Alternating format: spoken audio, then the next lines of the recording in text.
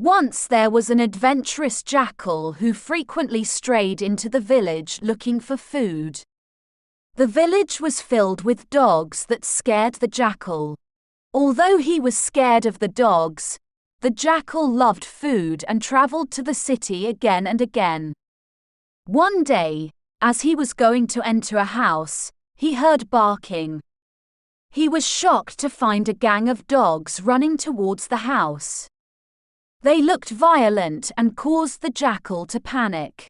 He ran and tumbled into a tub of blue dye. The dogs couldn't see him and they ran another way. Now the jackal was completely blue from head to toe. He appeared very different from any other animal. The jackal was pleased as no one would be able to recognize him and he could easily fool anyone in the jungle. Just like he had thought, everyone in the jungle was surprised to see such an unusual animal.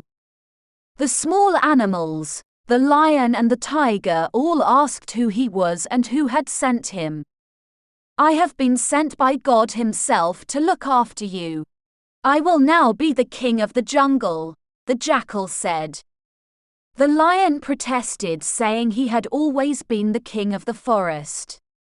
"From now, that must change and all of you must serve me," the jackal happily said. Some animals like the tiger protested and asked what would happen if they didn't obey him.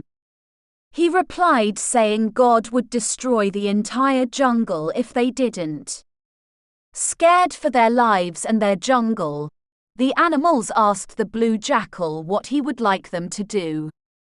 "Bring me lots of food," said the blue jackal promptly.